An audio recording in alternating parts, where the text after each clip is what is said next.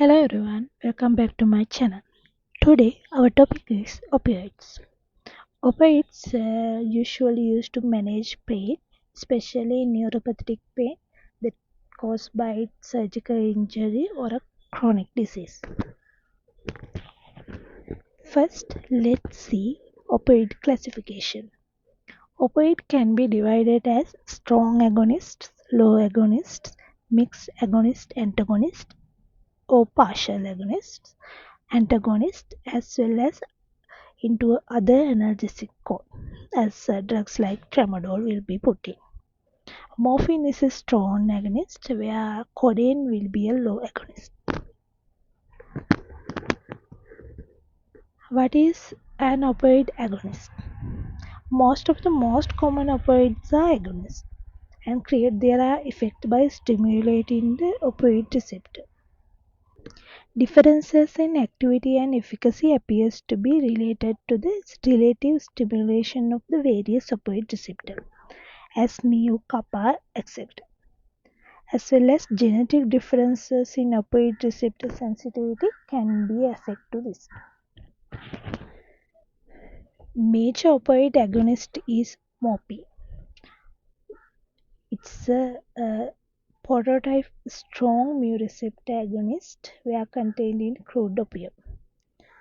What is the mechanism of action of morphine? As you can see in this picture, morphine interacts stereospecifically with opioids receptor on the membrane of certain cells in the central nervous system and other anatomic structures such as gastrointestinal tract and urinary bladder. It also acts as a kappa receptor in lamina 1 and 2 of the dorsal horn of the spinal cord as well. Let's see what is a low agonist. Codeine is a less potent agonist, and it present in crude opium in lower concentration and inherently less potent, making codeine that prototype of the weak opioid agonist.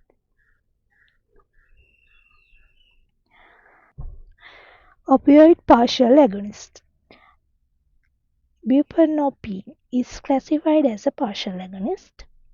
It has high affinity but low efficacy at the mu receptor, where it yields a partial effect upon binding, but yet possesses kappa receptor antagonist activity, making it useful not only as an analgesic but also in opioid abuse deterrences, detoxifications, and maintenance therapies as well.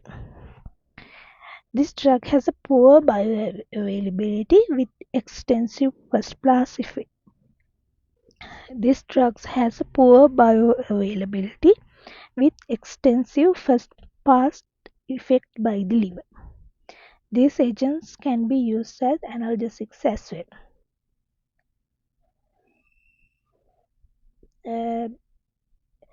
Buprenorphine is administered actually in sublingually, parenterally, or transdermally as well. Opioid agonists, antagonists. Opioid classified as agonist-antagonists are those with poor mu-opioid receptor efficacy and thus may act functionally as mu-opioid receptor antagonist, as well as having kappa agonist properties as well. Partial agonist-antagonists such as pentazocine and nalbuphine share high mu affinity but have little mu efficacy actually. These agents can be used as analgesics but have partial or a ceiling to their analgesic effect, such that escalating the dose beyond a certain level will only yield greater opioid side effects and therefore potentially have decreased abuse potentials. If we simply put that, These opioid agonist antagonists or the mixed agonist antagonists are drugs that stimulate one receptor but block another receptor. Agonist analog actually. Opioid antagonist are antagonist. The opioid receptor antagonist naloxone and naltrexone are competitive antagonists at the mu, kappa, and delta receptors as well. It has a high affinity for the mu receptor but lacking any mu receptor efficacy.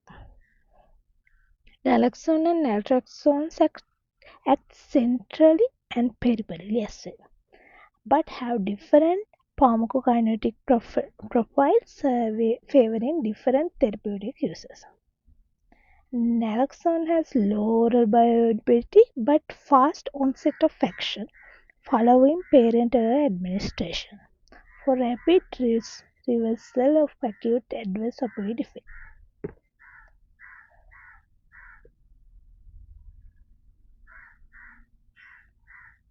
In simply, antagonists bind with high affinity to opioid receptor but fail to activate the receptor mediated response.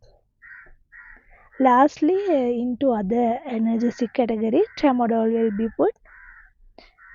It is a unique analgesic actually, atypical opioid uh, with partial mu agonist activity in additional to central GABA, catecholamine, and serotonergic activities. Tramadol usually primarily used as an analgesic but has demonstrated the usefulness in treating opioid withdrawal as well. When using tramadol, we should avoid using SSRI, selective serotonin reuptake inhibitors, TCS, tricyclic antidepressants, and MAOs as well. My reference for these slides are Lippincott Pharmacology and the other one. Thank you very much.